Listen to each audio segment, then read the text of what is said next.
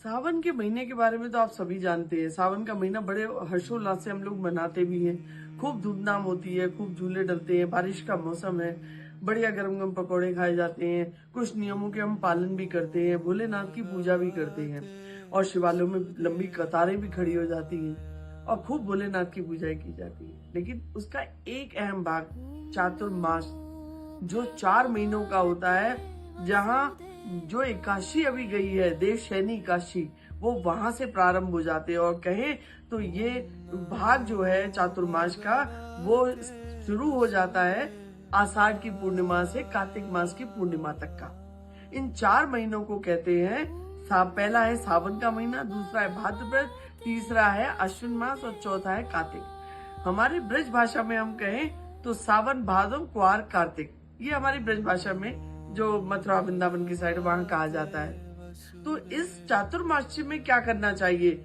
मेरा उद्देश्य आपको ये बताने का है। चातुर्मास बहुत ही महत्वपूर्ण है। स्कंद पुराण में साफ साफ कहा गया है कि चातुर्मास का महत्व 1000 अश्वमेघ यज्ञ करने के समान है।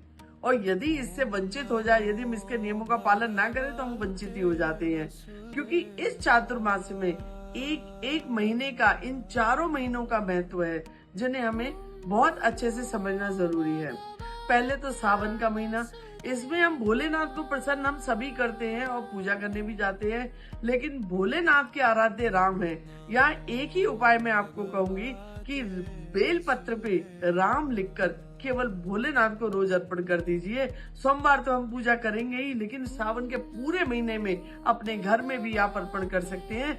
उस पर राम लिखिए चंदन से और उन्हें अर्पण कर दीजिए। भोलेनाथ बहुत आशीर्वाद देंगे, भोलेनाथ खुश हो जाएंगे, क्योंकि भोलेनाथ को राम नाम बहुत पसंद है। और राम नाम का संकीर्तन कर दीजिए थोड़ा सा, हरे राम राम राम हरे हरे, हरे कृष्ण कृष्ण कृष्ण हरे।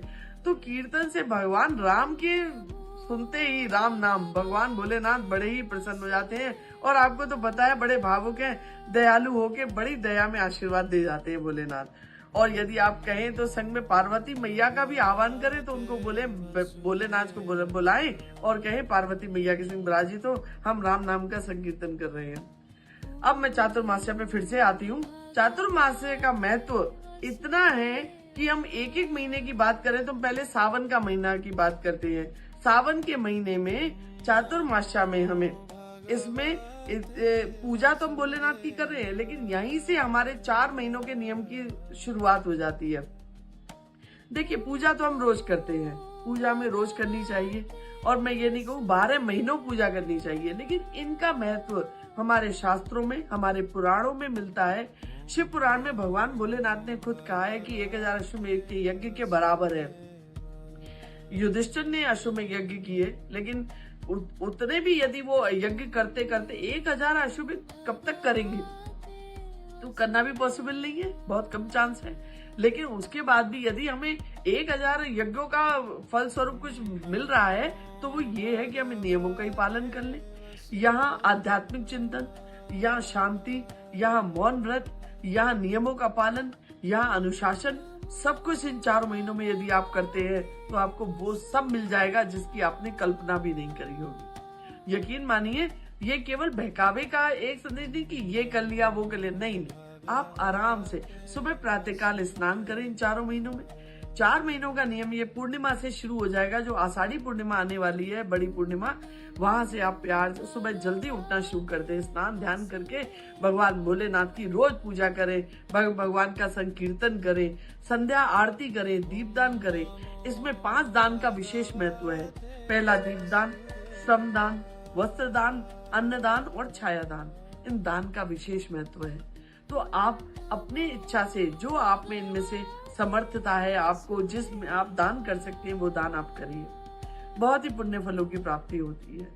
यहाँ दही का दान करने पर गोलोक की प्राप्ति होती है, गुड़ दान करने पर मधुरता मिलती है, पान दान करने पर भोगों की प्राप्ति, आप सुख और विलास की चीजों का, जो सुख और भोग की चीजें हैं, आपको भगवान प्राप्ति कराते हैं, तो आप सुख का भोग करते हैं।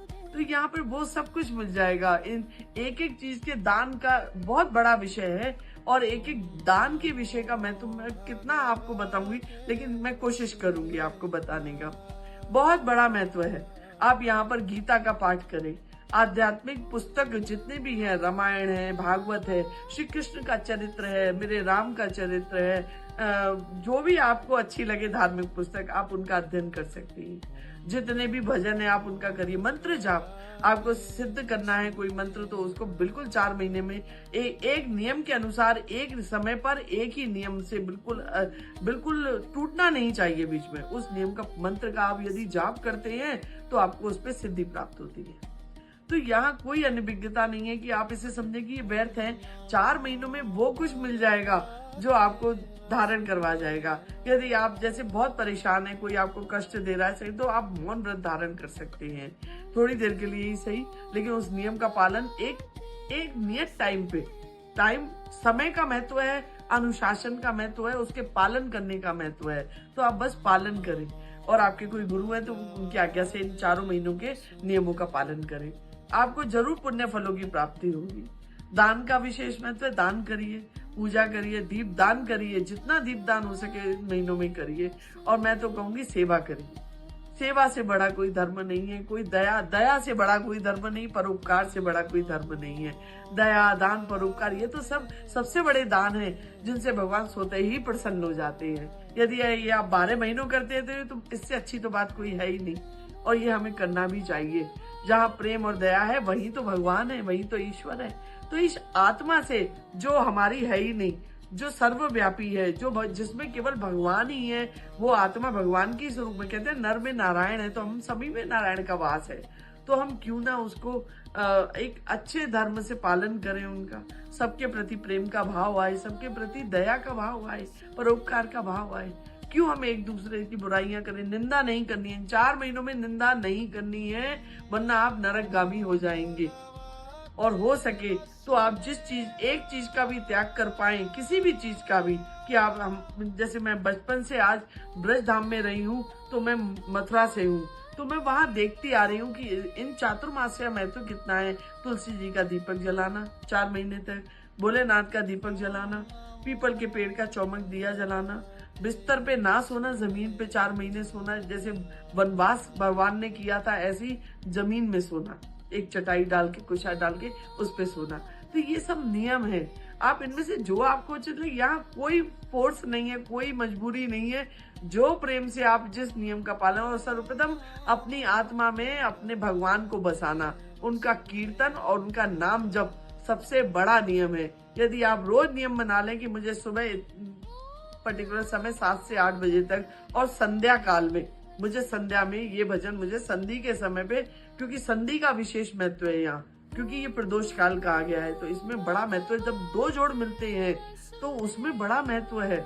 आप उस संधि काल में भजन करें, और केवल हरे राम राम राम हरे हरे, हरे कृष्ण कृष्ण कृष्ण हरे हरे, ओम नमः शिवाय मंत्र का जाप, या ओम नमो भगवते वासुदेवाय मंत्र का जाप, या श्री कृष्ण दामोदर स्तोत्र का जाप, करारविंदेन पदारविंदम मुखारविंदेन विनिवेशयन्तम वटस्य पत्रस्य पुटेशयानम बालम मुकुंदम मनसा स्मरामि, श्री कृष्ण गोविंद हरे मुरारे, हे नाथ नारायण वासुदेवा, जिह्वे पिबस्वामृतमेत देवा, गोविंद दामोदर माधवेति।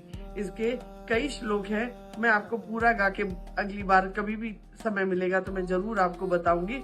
काफी बड़ा वीडियो हो गया है, तो मैं आपसे विराम चाहूंगी। अब आप इनमें से जो भी नियम का पालन आप कर सके वो जरूर करिएगा, और कुछ भी मुझे ऐसा लगेगा कि जो ज्ञान शायद जो मुझे कहीं से मिलेगा, या मैं कुछ सीख सकती हूँ, या मैं कुछ आपको दे पाऊँ, तो मैं अगली वीडियो में जरूर आपको बताने आ जाऊंगी। राधे राधे।